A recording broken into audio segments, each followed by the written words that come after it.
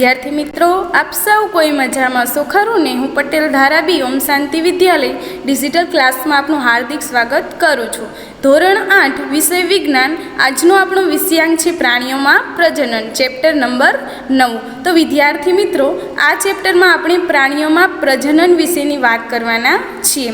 तमे पाचन, परिवहन तेमज श्वसन प्रक्रियाओं विषे अगाउना धोरण में अभ्यास कर्यो छे कि विद्यार्थी मित्रों, आपणे धोरण 7 में के आपणे पाचन, परिवहन तेमज श्वसन प्रक्रियाओं विषे अभ्यास कर्यो हतो। शुं तमने तेना विषे याद छे? तो आ प्रक्रियाओं प्रत्येक सजीवों माटे तेओना अस्तित्व माटे आवश्यक छे कि विद्यार्थी मित्रों, दरेक सजीव छे तो एने पाचन, परिवहन तेमज श्वसन दरेक प्रक्रियाओं करे छे अने तेना माटे आवश्यक पण छे। तमे वनस्पतिओमां प्रजनन विषे अगाऊ अभ्यास करी चूक्या छो। प्रजनन जातिओनुं सातत्य जाळवी राखवा माटे आवश्यक छे। कल्पना करो कि सजीवोना प्रजनन न करे तो शुं थाय? तमे ए वातने मानशो कि प्रजनननुं सजीवोमां एक विशेष महत्व छे, कारण के ते एक जेवा सजीवोमांथी पेढ़ी दर पेढ़ी निरंतरता बनावी राखवानुं सुनिश्चित करे छे कि प्रजनननी क्रिया एटले के एक सजीवमांथी बीजो सजीव तैयार करवो, तेवी क्रियाने आपणे प्रजनननी प्रक्रिया कहीए छीए। तमे अगाउना धोरणमां वनस्पतिओमां प्रजनन विषे अभ्यास करी चूक्या छो। तो आ प्रकरणमां आपणे हवे प्राणीओना प्रजनन प्रक्रियानी वात करवाना छीए। 9.1 प्रजननना प्रकारो। शुं तमे विविध प्राणीओना बच्चाओने जोया छे? કેટલાક પ્રાણીઓના બચ્ચાઓના નામ કોષ્ટક 9.1 માં લખવાનો પ્રયત્ન કરો, જેમ કે ક્રમ સંખ્યા 1 અને 5 માં ઉદાહરણ આપીને દર્શાવેલ છે કે વિદ્યાર્થી મિત્રો આપણે જોઈએ કે કોષ્ટક 9.1 આપ્યું છે, એમાં ક્રમ 1 અને 5 માં તમને જણાવેલું છે કે મનુષ્યના બચ્ચાને આપણે શિશુ તરીકે ઓળખીએ છીએ અને 5મા ક્રમમાં તમને મરઘી આપ્યું છે, તો મરઘીનું બચ્ચું અથવા તો પીલું પણ કહી શકીએ છીએ। હવે તમને બિલાડી આપ્યું છે તો બિલાડીના બચ્ચાને આપણે મીંદડું કહી શકીએ। કૂતરું છે તો તેના બચ્ચાને આપણે ગલુડિયું કહીએ। પતંગિયું છે તો એને શું કહીએ આપણે? એના બચ્ચાને નાની ઈયળ, ઈયળમાંથી શું થાય છે? ધીમે ધીમે પતંગિયું તૈયાર થાય છે। ગાયના બચ્ચાને આપણે વાછરડું કહીએ છીએ અને દેડકાના બચ્ચાને ઈંડા અથવા તો ટેડપોલ કહીએ છીએ। તમે વિવિધ પ્રાણીઓના બચ્ચાઓનો જન્મ થતાં પણ જોયા હશે।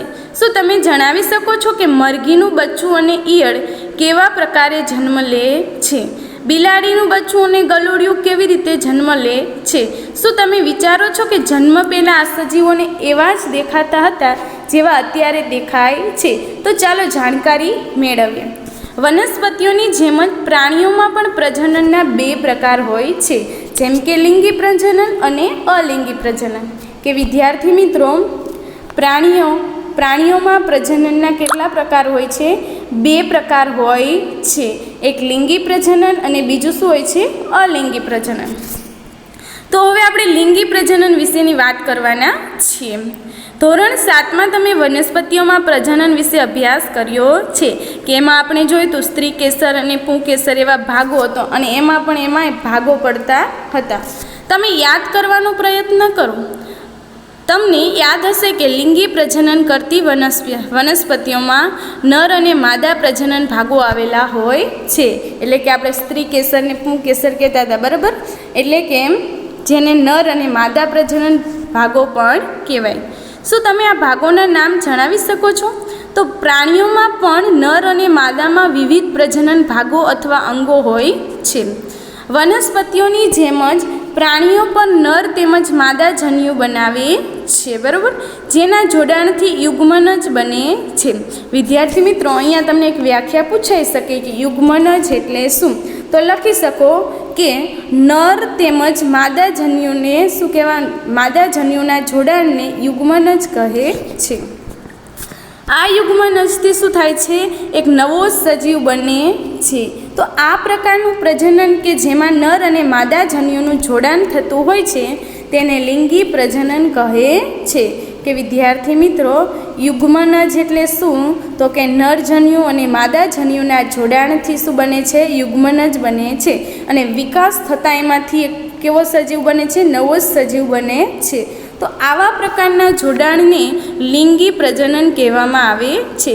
તો ચાલો મનુષ્યમાં પ્રજનનના ભાગોનો ખ્યાલ મેળવીએ તથા પ્રજનન પ્રક્રિયાઓનો અભ્યાસ કરીએ. પ્રજનન અંગો. નર પ્રજનન અંગોમાં એક જોડ શુક્રપિંડ, બે શુક્રવાહિની અને એક શિશ્ન આવેલું હોય છે. કે વિદ્યાર્થી મિત્રો, નર પ્રજનનના અંગોમાં શું આવેલું હોય છે? કે એક જોડ શુક્રપિંડ હોય છે, બે શુક્રવાહિની હોય છે અને એક શિશ્ન આવેલું હોય છે. જે તમે આકૃતિ 9.1માં જોઈ શકો છો કે શુક્રપિંડ બતાવેલું છે, શિશ્ન અને શુક્રવાહિની બતાવેલ છે. શુક્રપિંડ નર જનન કોષો ઉત્પન્ન કરે છે. કે વિદ્યાર્થી મિત્રો, શુક્રપિંડ છે તો એ શું કરે છે? શુક્રકોષ ઉત્પન્ન કરે છે. શુક્રપિંડ લાખોની સંખ્યામાં શુક્રકોષો ઉત્પન્ન કરે છે. તો આ એક લીટી યાદ રાખજો કે શુક્રપિંડ છે એ શું કરે છે? શુક્રકોષો ઉત્પન્ન કરે છે. આકૃતિ 9.2માં શુક્રકોષોની રચના દર્શાવેલામાં આવેલ છે. શુક્રકોષો અત્યંત સૂક્ષ્મ હોય છે. તે પ્રત્યેક એક શિશ્ન મધ્ય ભાગ અને એક પૂંછડી હોય છે. શું શુક્રકોષ એક કોષ જેવા દેખાય છે? કે વાસ્તવમાં પ્રત્યેક શુક્રકોષમાં કોષના સામાન્ય ઘટકો જોવા મળે છે. કે વિદ્યાર્થી મિત્રો, તમને જો આકૃતિ 9.2માં માનવ શુક્રકોષો આપેલા છે કે એક પૂંછડીવાળો ભાગ છે, મધ્ય ભાગ છે અને શિશ્ન છે. તો તમારે એટલું યાદ રાખવાનું છે કે શુક્રપિંડ છે એ લાખોની સંખ્યામાં શુક્રકોષો ઉત્પન્ન કરે છે. હવે માદા પ્રજનન અંગ વિશે જોઈએ કે માદા પ્રજનન અંગોમાં એક જોડ અંડપિંડ, અંડવાહિની અને ગર્ભાશય આવેલ હોય છે. વિદ્યાર્થી મિત્રો, કે આપણે નર પ્રજનન અંગો જોયા હતા તો એમાં શું હતું? શુક્રપિંડ, શુક્રવાહિની અને બીજું શું હતું? શિશ્ન. બરાબર. હવે આમાં જોઈએ તો માદા પ્રજનન અંગોમાં જોઈએ તો એક જોડ અંડપિંડ આવેલી હોય છે, અંડવાહિની અને ગર્ભાશય આવેલ હોય છે. તો જો એમાં તમને આકૃતિ આપી છે 9.3માં મનુષ્યમાં માદા પ્રજનન અંગ. તો તમને અંડપિંડ આવેલું છે, ગર્ભાશય કોને કહેવાય ને? અંડવાહિની. તે આકૃતિમાં તમે જુઓ, સરળતાથી દેખાય છે. હવે અંડપિંડ માદા જન્યુ ઉત્પન્ન કરે છે જેને અંડકોષ કહે છે. કે વિદ્યાર્થી મિત્રો, આપણે જોયું હતું કે નરમાં તો કે શું કરતા હતા? શુક્રપિંડોમાંથી શું ઉત્પન્ન થતું હતું? શુક્રકોષ ઉત્પન્ન થતા હતા. તેમ અંડપિંડમાંથી પણ શું ઉત્પન્ન થાય છે? અંડકોષ ઉત્પન્ન થાય છે. મનુષ્યમાં માદામાં પ્રતિ માસ બંને અંડપિંડોમાંથી કોઈ પણ એક અંડપિંડમાંથી એક વિકસિત અંડકોષ અંડવાહિનીમાં મુક્ત થાય છે. ગર્ભાશય એ ભાગ છે કે જેમાં શિશુનો વિકાસ થાય છે.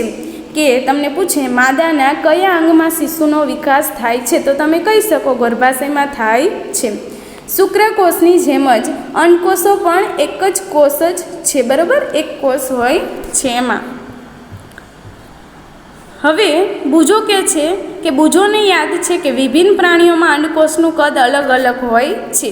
અંડકોષ અતિ સૂક્ષ્મ હોઈ શકે છે. દાખલા તરીકે મનુષ્યમાં અથવા ખૂબ જ મોટા પણ હોઈ શકે છે. દાખલા તરીકે મરઘીમાં તેમાં શાહમૃગનો અંડકોષ સૌથી મોટો હોય છે. કે આપણે આગળના ચેપ્ટરમાં જોઈ ગયા. બરાબર, કોષ વિશે.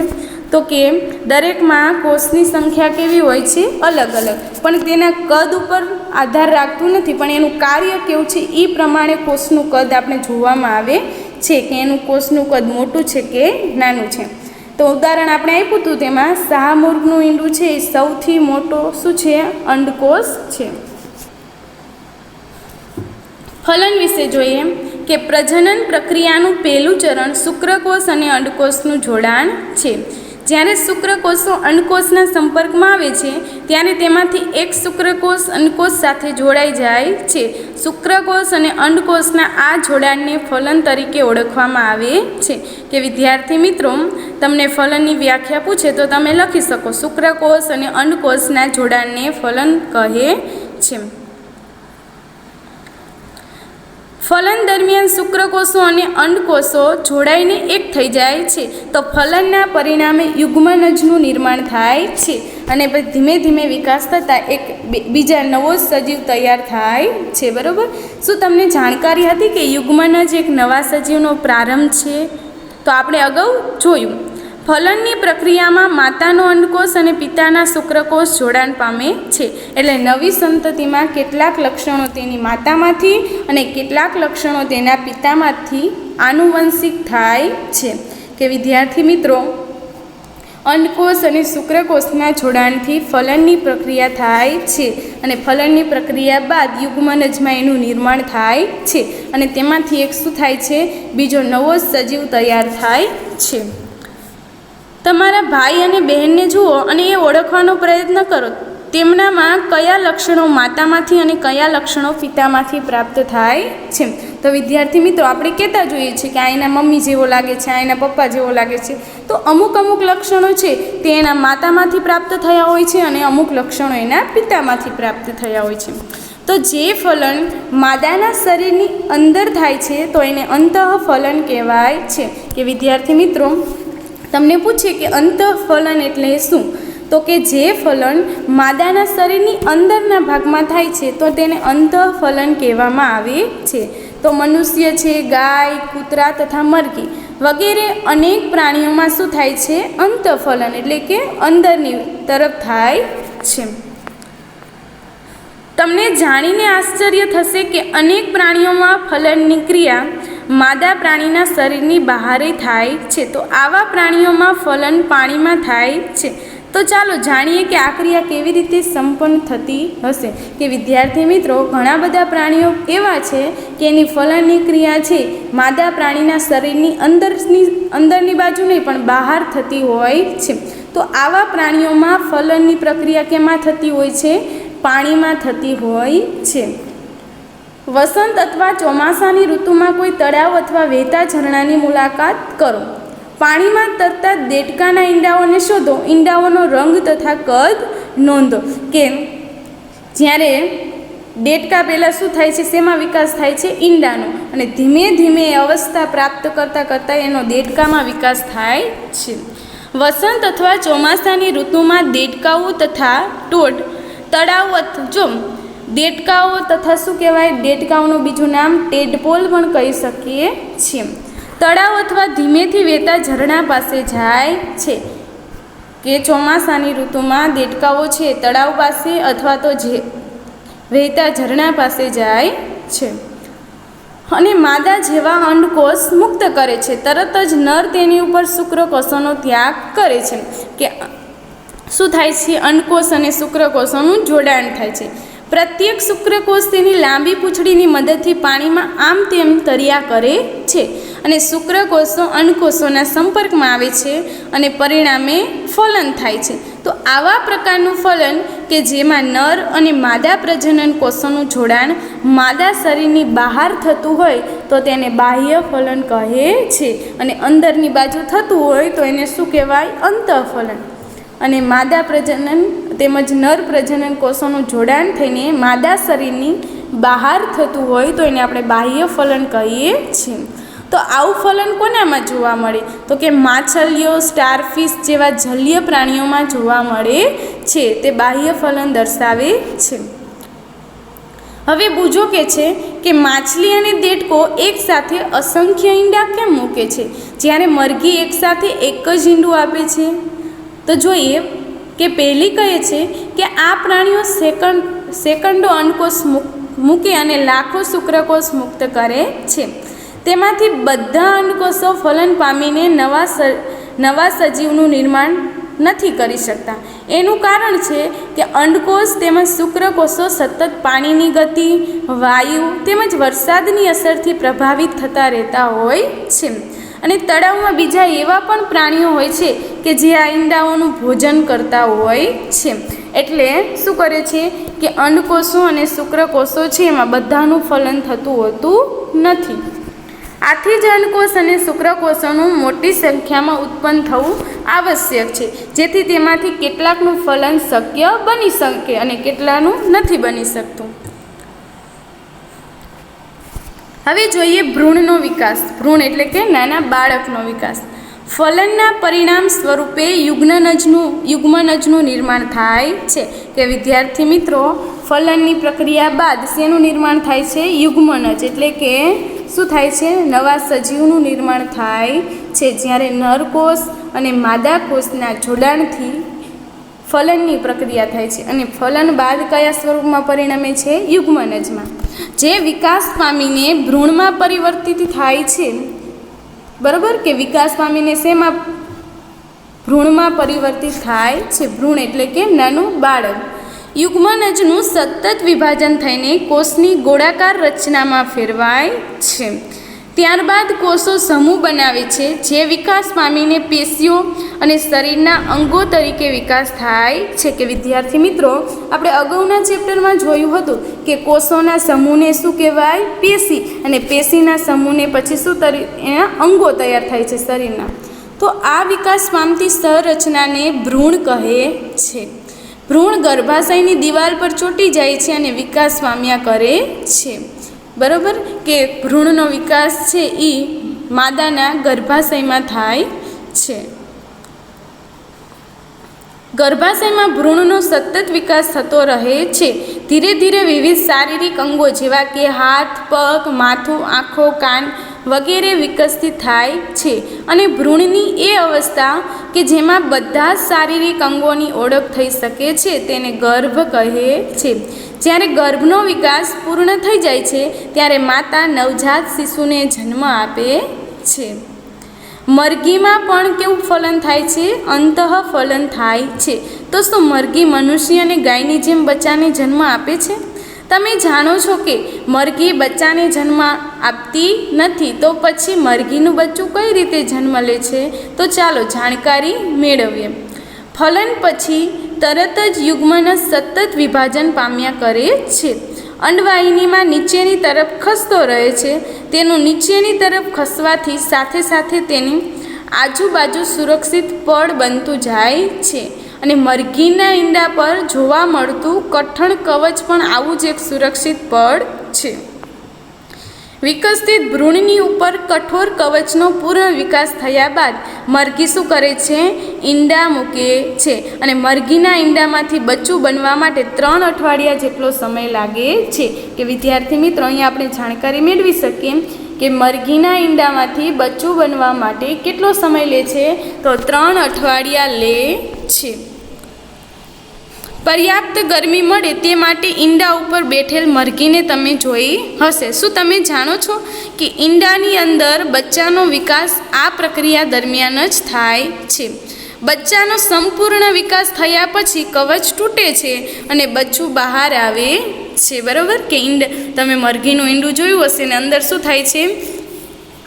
અંદર એનો વિકાસ થાય છે, ભ્રૂણ હોય છે અંદર, અને એ બચ્ચાનો સંપૂર્ણ વિકાસ થતાં એ કવચ શું થાય છે? તૂટે છે અને બચ્ચું બહાર આવે છે. તો બાહ્ય ફલન કરતા પ્રાણીઓમાં ભ્રૂણનો વિકાસ માદાના શરીરની બહાર થાય છે. બરાબર, બાહ્ય ફલનમાં માદાના શરીરની બહારના ભાગમાં થાય છે. ભ્રૂણ અંડાવરણની અંદર વિકાસ પામ્યા કરે છે. ભ્રૂણનો વિકાસ પૂર્ણ થયા બાદ ઈંડું તૂટે છે. તમે તળાવ અથવા ઝરણામાં દેડકાના અનેક ટેડપોલ તરતા જોયા હશે કે નાના નાના હોય, હજુ વિકાસ થયો હોય અને નાના હોય તો એને આપણે ટેડપોલ તરીકે ઓળખીએ છીએ. હવે જોઈએ અપત્યપ્રસવી અને અંડપ્રસવી પ્રાણીઓ. આપણે જાણ્યું કે કેટલાક પ્રાણીઓ બચ્ચાને જન્મ આપે છે, જ્યારે કેટલાક પ્રાણીઓ ઈંડા મૂકે છે, જે પછી શિશુમાં પરિવર્તિત થાય છે. તો એવા પ્રાણીઓ કે જેઓ સીધો જ બચ્ચાને જન્મ આપે છે તેને અપત્યપ્રસવી પ્રાણીઓ કહે છે. તો આપણે યાદ રાખવાનું છે કે અપત્યપ્રસવી પ્રાણીઓ એટલે કેવા પ્રાણીઓ? તો કે જે પ્રાણીઓ બચ્ચાને જન્મ આપે છે તેને આપણે અપત્યપ્રસવી પ્રાણીઓ કહીએ છીએ. અને જે પ્રાણીઓ ઈંડા મૂકે છે તો એને આપણે અંડઃપ્રસવી પ્રાણીઓ કહીએ છીએ. નીચે આપેલી પ્રવૃત્તિની મદદથી તમે વાતને સારી રીતે સમજી શકશો તથા અપત્યપ્રસવી અને અંડપ્રસવી પ્રાણીઓનો ભેદ પણ પારખી શકશો. હવે પ્રવૃત્તિ 9.2.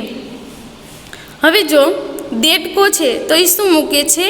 ઈંડા મૂકે છે. બરાબર, એટલે આપણે એને શું કહીએ? અંડપ્રસવી.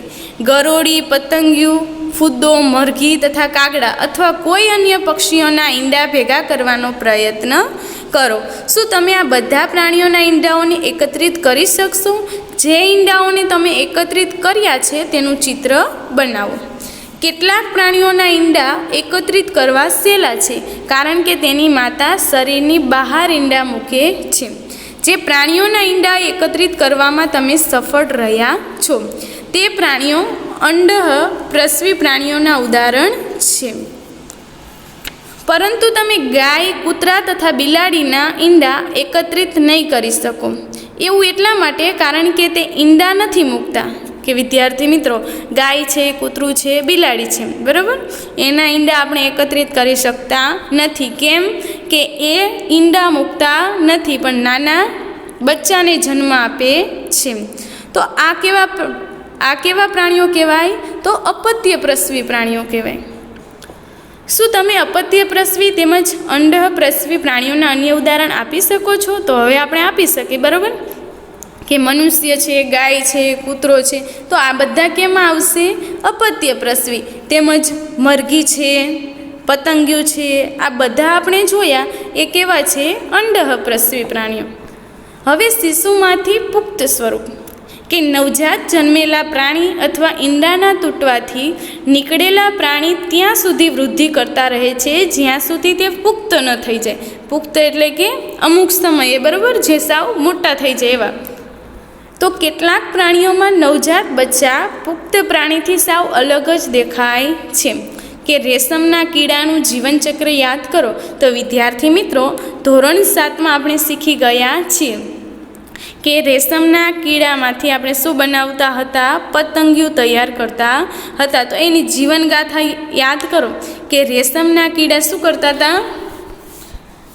કે ઈંડામાંથી ઈયળ બનતી હતી અને પછી એ પ્યુપા સ્વરૂપમાં ફેરવાતી હતી અને પછી એમાંથી પુખ્ત સ્વરૂપ એટલે કે પતંગિયું તૈયાર થતું હતું, જેના વિશે તમે ધોરણ 7માં અભ્યાસ કરી ચૂક્યા છો. દેડકો આ પ્રકારના પ્રાણીઓનું અન્ય એક ઉદાહરણ છે. દેડકામાં ઈંડાથી શરૂ કરીને પુખ્તતા સુધીની તમામ અવસ્થાઓનું નિરીક્ષણ કરો. આપણે 3 સ્પષ્ટ અવસ્થાઓ અથવા તબક્કાઓ જોઈ શકીશું. કે વિદ્યાર્થી મિત્રો, અહીંયા ઉદાહરણ દેડકાનું લીધું છે કે દેડકાની આપણે ક્યાંથી ક્યાં સુધીની અવસ્થા જોવાની છે? કે ઈંડાથી શરૂ કરીને પુખ્તતા સુધી. તો જેમ કે ઈંડામાંથી શું તૈયાર થાય છે? ટેડપોલ, અને ટેડપોલમાંથી પુખ્ત સ્વરૂપ એટલે કે દેડકો તૈયાર થાય છે. તો શું ટેડપોલ પુખ્ત દેડકાથી ભિન્ન હોય છે? શું તમે વિચારી શકો છો કે કોઈ દિવસ આ ટેડપોલ એક પુખ્ત દેડકો બની જશે? તો તેવી જ રીતે રેશમના કીડાની ઈયળ છે અથવા તો પ્યુપા પુખ્ત રેશમના કીડાથી ખૂબ જ અલગ દેખાય છે. કે વિદ્યાર્થી મિત્રો, સૌ પ્રથમ તો શું થાય છે? કે ઈયળ હોય છે, ઈયળ મૂકે છે, પછી ધીમે ધીમે એ કેવી પુખ્ત અવસ્થામાં ફેરવાય છે, પ્યુપા અવસ્થામાં, અને એમાંથી શું થાય છે? એકદમ રેશમનો કીડો તૈયાર થાય છે, પતંગિયું તૈયાર થતું જોવા મળતું હતું. તો પુખ્તતામાં જોવા મળતા લક્ષણો નવજાતમાં જોવા મળતા નથી. તો પછી ટેડપોલ અથવા ઈયળનું ત્યારબાદ શું થાય છે? કે એક નવો સજીવ તૈયાર થઈ જાય છે. તમે એક સુંદર ફૂદાને અંડઘરમાંથી બહાર નીકળતા જોયું હશે. ટેડપોલ રૂપાંતર પામીને પુખ્ત દેડકામાં ફેરવાઈ જાય છે. જો વિદ્યાર્થી મિત્રો, કે જ્યારે પહેલાં તો શું કરે છે? નાના ઈંડા મૂકે છે. ઈંડામાંથી ધીમે ધીમે વિકાસ થતાં કેમાં ફેરવાય છે? ટેડપોલમાં ફેરવાય છે. અને ટેડપોલમાંથી રૂપાંતર થતાં શું થાય છે? પુખ્ત દેડકામાં ફેરવાઈ જાય છે. પછી જે કૂદી શકે છે અને તરી પણ શકે છે દેડકો, બરાબર, કે જમીન પર રહી શકે છે અને પાણીમાં પણ રહી શકે છે. કેટલાક વિશેષ પરિવર્તનોની સાથે ટેડપોલનું પુખ્ત રૂપાંતર પામવાની ક્રિયાને કાયાંતરણ કહે છે. શું કીધું વિદ્યાર્થી મિત્રો?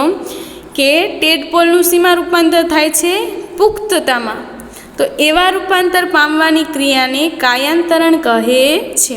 કે ટેડપોલમાંથી રૂપાંતર પામીને પુખ્ત દેડકામાં ફેરવાય છે, તો આવી ક્રિયાને કાયાંતરણ કહે છે.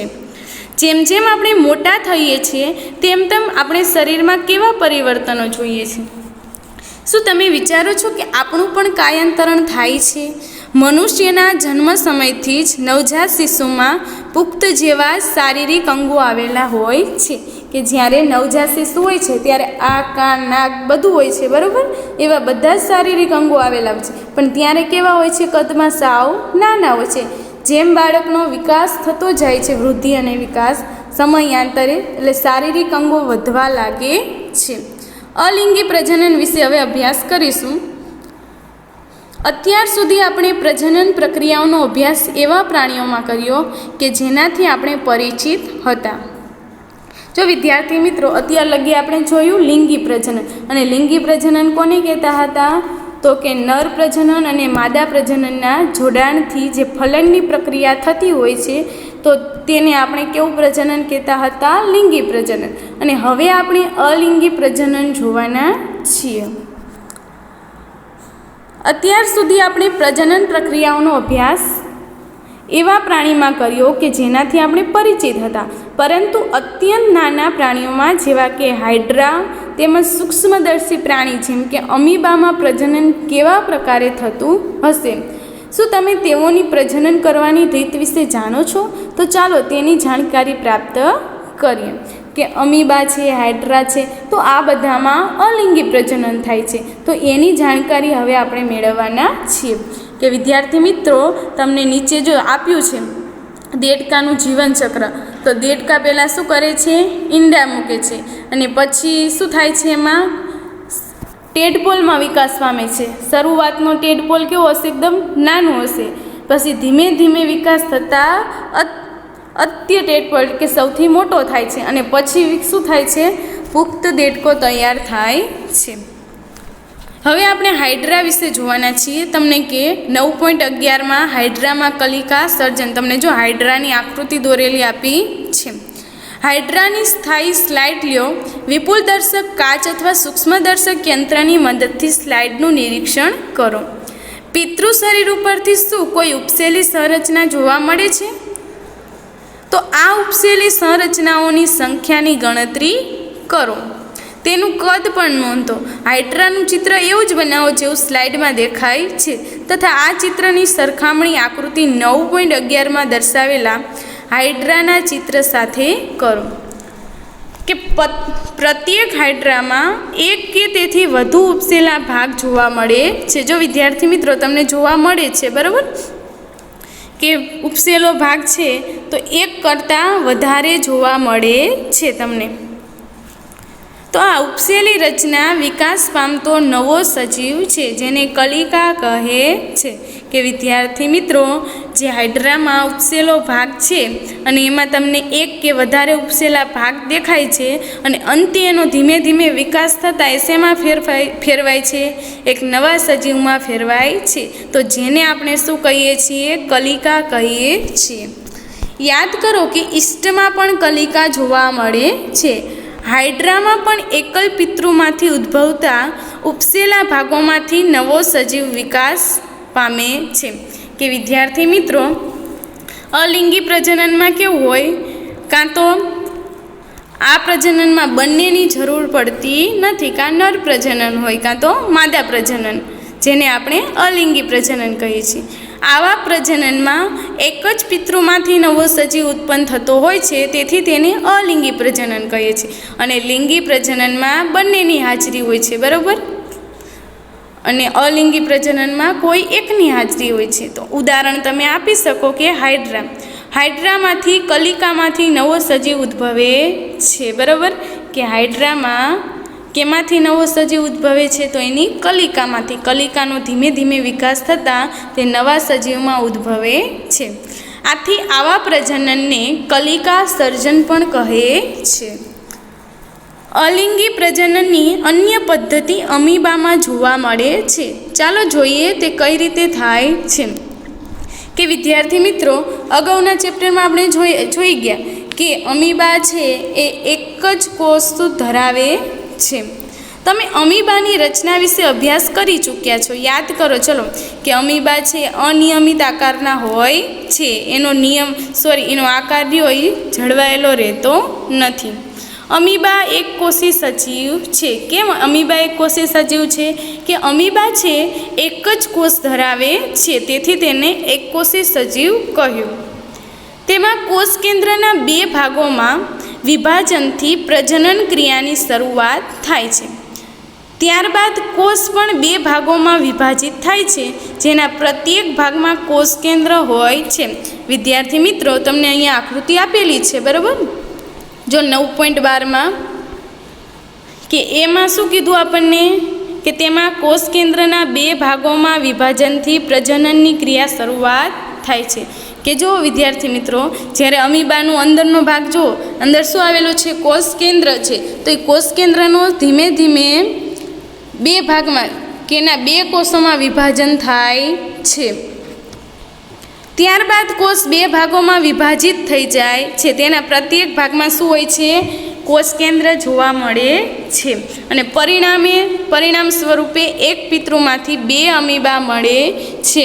કે એકમાંથી કેટલા બને છે? નીચે 2 અમીબા તૈયાર થાય છે. તો આવા પ્રકારના અલિંગી પ્રજનન કે જેમાં સજીવ વિભાજિત થઈને 2 સંતતિ ઉત્પન્ન કરે છે, તેને દ્વિભાજન કહે છે. તો તમને પૂછે કે નીચેનામાંથી દ્વિભાજન પ્રક્રિયા શેમાં થાય છે? તો તમને નીચે આપ્યું હોય અમીબા છે, તો એમાં તમે લખી શકો કે અમીબા છે એ દ્વિભાજનની પ્રક્રિયા કરે છે. અને એક કોષમાંથી શું થાય છે? 2 કોષ તૈયાર થાય છે, અને ધીમે ધીમે એનું વિભાજન થતાં 2 અમીબા તૈયાર થાય છે. કલિકા સર્જન તેમજ દ્વિભાજન સિવાય કેટલાક અન્ય પ્રકારો છે જેની મદદથી એક જ પિતૃમાંથી સંતતિ પેદા થાય છે, બરાબર?